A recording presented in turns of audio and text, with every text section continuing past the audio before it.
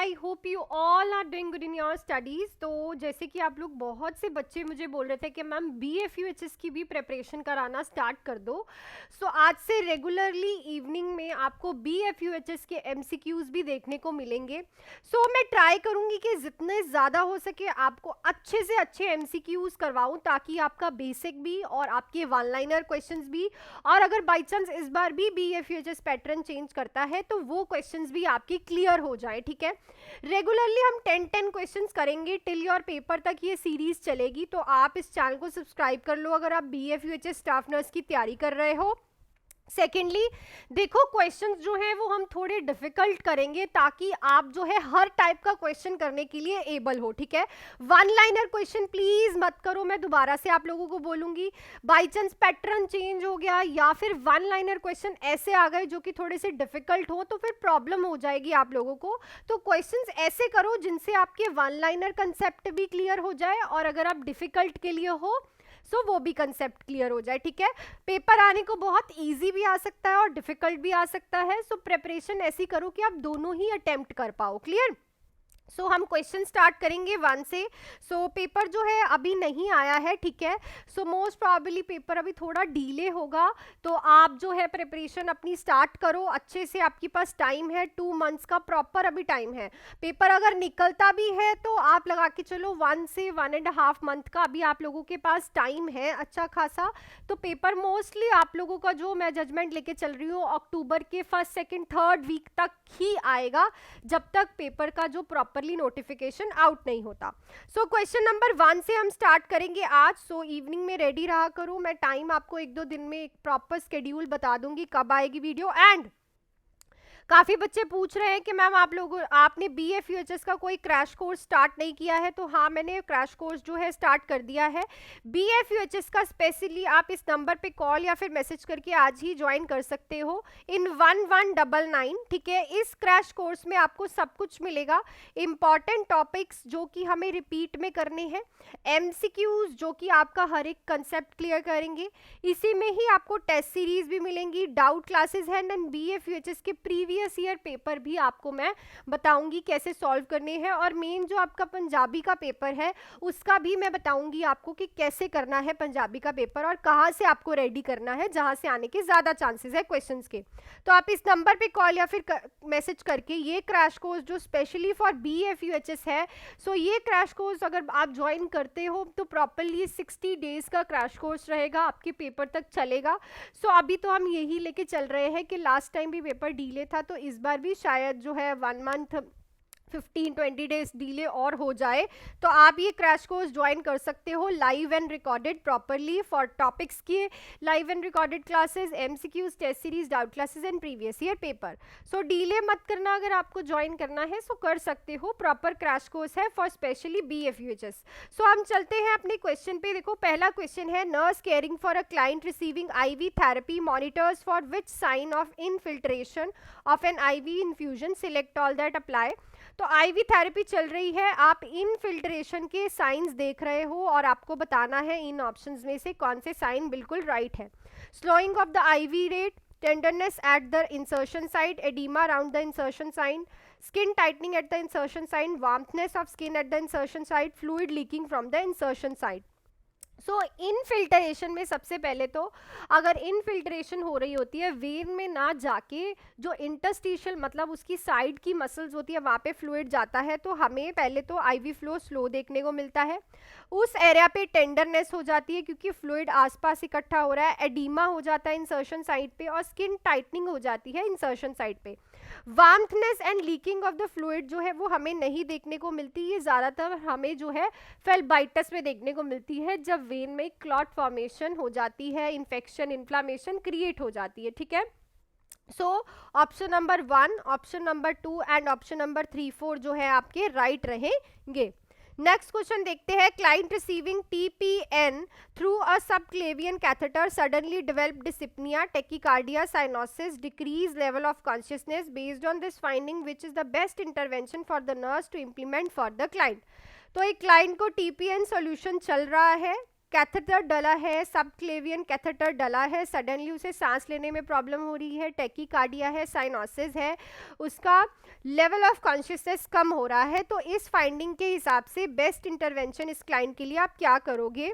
Obtain start oxygen saturation level, examine the insertion site for नेगनेस, perform a start finger stick glucose level, turn the client to the left side in Trendelenburg position.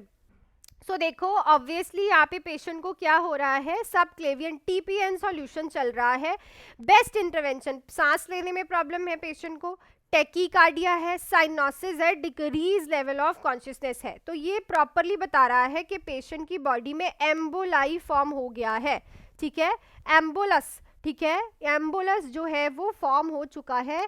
तो nurse जो है best intervention इस patient के लिए क्या कहेगी कि उसे ट्रेंडलनबर्ग पोजीशन में डाल देगी, क्योंकि जो एम्बुलाई है वो ग्रेविटेशनल फोर्स की, जब हम उसे ट्रेंडलनबर्ग पोजीशन में डालेंगे तो ग्रेविटी की वजह से जो एम्बुलाई है वो हार्ट में नहीं आएगा, वो लेग्स में चला जाएगा। ठीक है ना, सो एयर हमेशा ऑपोजिट मूव करती है ग्रेविटी के। सो सबसे बेस्ट इंटरवेंशन है लेफ्ट साइड को ट्रेंडलनबर्ग पोजीशन में उसको रख दो, क्योंकि जब आप लेफ्ट साइड को टर्न करोगे तो जो एम्बुलाई है अगर हार्ट में भी रहेगा तो राइट एट्रियम में चले जाएगा, वहां उसका लंग्स में जाने का कोई चांस नहीं है राइट एट्रियम से। सो राइट ऑप्शन रहेगा फोर्थ ऑप्शन। नेक्स्ट है, a client is experience acute cardiac and cerebral symptoms as a result of excess fluid volume which nursing ensure should the nurse implement to increase the client comfort until specific therapies prescribed by the primary healthcare provider। तो patient को थोड़े cardiac और cerebral symptoms आ रहे हैं, क्यों? क्योंकि उसका fluid volume increase है।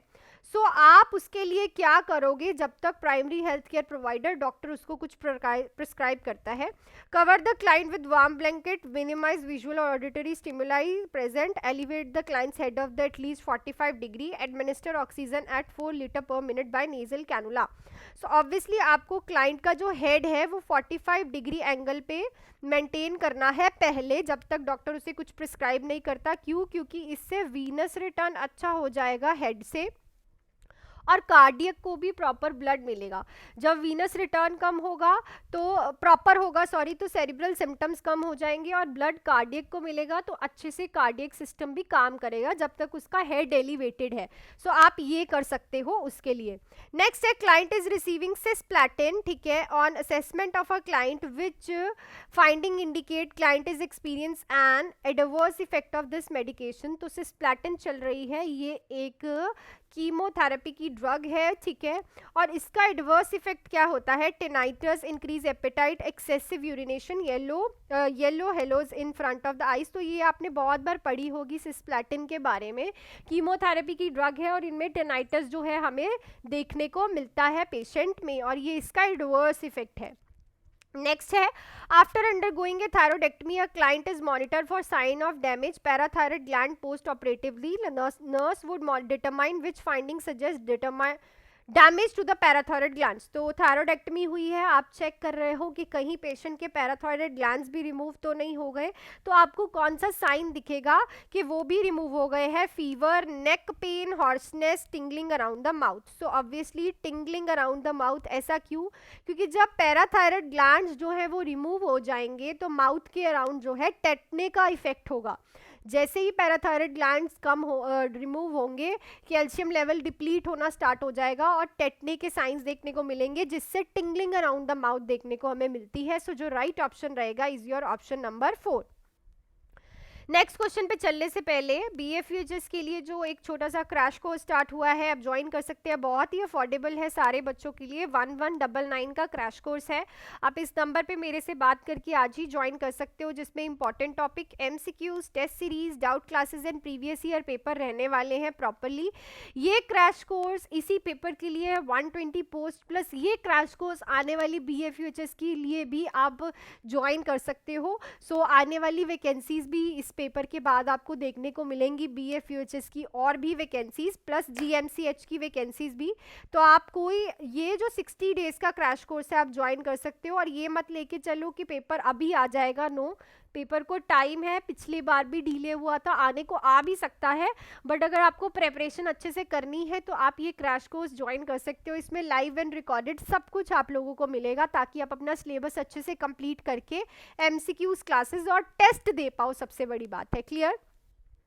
सो अगले क्वेश्चन पे चलते हैं। और जो बच्चे तो मेरे से पढ़ रहे हैं उन लोगों को तो पता है कि ऑलरेडी बहुत अच्छा जो है हमारा प्रिपरेशन चल रहा है। नेक्स्ट है the nurse finds the client sitting on the floor, ensures that client safety, completes an incident report and notifies the doctor of the incident. Which action should the nurse implement next? तो देखो, एक nurse है, उसने एक client को floor पे देखा, उसके बाद उसने क्लाइंट को सेव किया, डॉक्टर को भी सब कुछ बता दिया, इंसिडेंट रिपोर्ट भी कंप्लीट कर दी। अब वो नेक्स्ट क्या करेगी?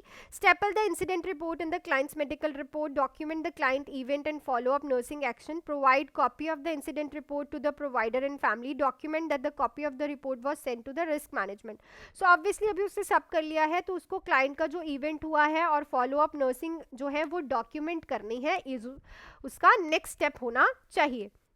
नेक्स्ट देखो, nurse prepare a client for discharge who need prescribe intermittent antibiotic infusion through a peripherally inserted central catheter line. Which instruction should the nurse include in client teaching about necessary daily infusion home care? ऐसे question पहले BFUHS डालता था, but last year उसने थोड़ा सा pattern change कर दिया है।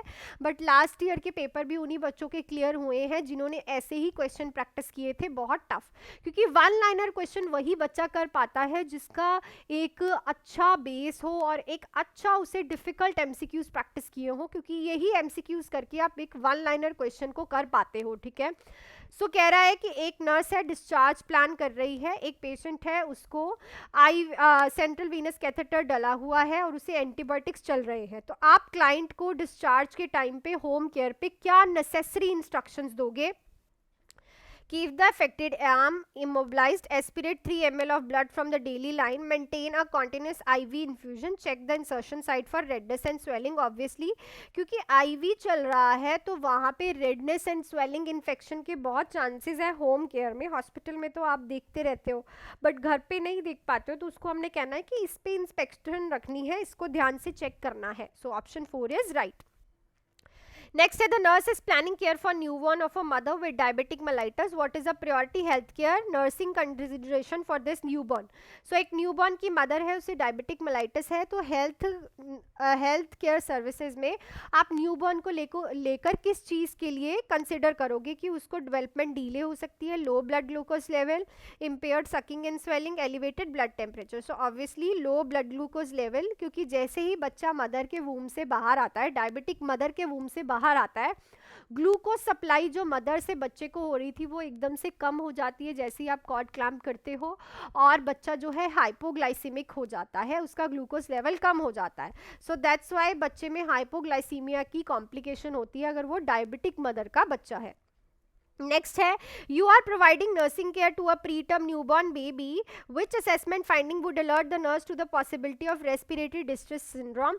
तो आप नर्सिंग केयर दे रहे हो प्री टर्म बेबी को, ठीक है, तो उसको रेस्पिरेटरी डिस्ट्रेस सिंड्रोम की पॉसिबिलिटीज है, तो आपको क्या देखने को मिलेगा? Tachycardia retraction, bradycardia hypotension, weak cry irritability, instant cry and cyanosis. Obviously tachypnea and retraction जो है हमें देखने को मिलती है। पहला साइन होता है रेस्पिरेटरी डिस्ट्रेस का नेजल फ्लेयरिंग, एंड उसके ये साइंस जो हैं वो भी दिखाते हैं पेशेंट को रेस्पिरेटरी डिस्ट्रेस सिंड्रोम है। नेक्स्ट है, अ 6 years old गर्ल बिगिन थम sucking after surgery, this was not the child behaviour pre operatively, the nurse should. बहुत इंपॉर्टेंट क्वेश्चन। सो अगर कोई गर्ल है, उसका अभी सर्जरी हुई है और सर्जरी के बाद 6 साल की बच्ची फिर से थम सकिंग करने लग गई है, तो आप उसके बिहेवियर को क्या कहोगे? ऑपरेशन से पहले नहीं करती थी, ऑपरेट के बाद करने लग गई है। Distract her by playing crackers, except the thumb sucking, report this behaviour to the physician, tell her thumb sucking cause buck teeth. So preoperatively वो नहीं करती थी थम सकिंग, ऑपरेशन के बाद करने लग गई है, 6 साल की बच्ची है, ठीक है। तो ध्यान से क्वेश्चन को पढ़ के ना इस क्वेश्चन का आंसर मुझे कमेंट सेक्शन में लिख के बताना। सो रेगुलरली एंड क्वेश्चन आप कमेंट सेक्शन में लिखोगे ताकि आपकी भी इन्वॉल्वमेंट मुझे वीडियोस में लगे, तभी मैं इन वीडियोस को कंटिन्यू कर पाऊँ, ठीक है। So that's it for this video अच्छी लगी तो वीडियो को लाइक शेयर एंड सब्सक्राइब कर दीजिएगा चैनल को। रेगुलरली अब आप लोगों के कहने पे मैं MCQs डाल रही हूँ। मोस्ट प्रोबेबली 5 to 6 के बीच में, मैं 5 PM to 6 PM के बीच में ये वीडियो आया करेगी।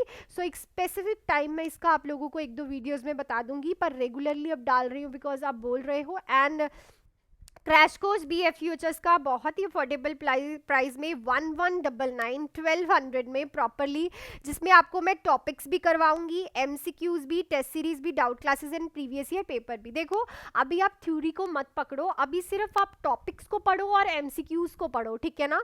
सो जितना ज़्यादा हो सकता है इन चीज़ों पे फोकस करो प्रॉपरली। इसमें टेस्ट रहेंगे आपके, आप हर एक सब्जेक्ट का टेस्ट दे पाओगे, सब्जेक्ट वाइज आपका टेस्ट होगा, और आप मेरे से बात करके ये क्रैश कोर्स ज्वाइन कर सकते हो स्पेसिफिकली फॉर BFUHS। तो 2 घंटे की क्लास रहेगी रेगुलरली, और अगर कोई भी डाउट है तो आप मुझसे अभी पूछ सकते हो। आपको एक पूरा रिकॉर्डेड सेक्शन मिल जाएगा, प्लस लाइव क्लासेस भी मिलेंगी। सो आप रिकॉर्डिंग साथ कर सकते हो और लाइव क्लासेस भी साथ के साथ ही लगा सकते हो। So that's it for this video. मिलती हूँ कल आपके साथ एक न्यू BFUHS की वीडियो में। टिल देन वीडियो को लाइक ज़रूर करिएगा एंड बी रेडी बाय जब वीडियो अपलोड हो। And do hard work, make your parents proud.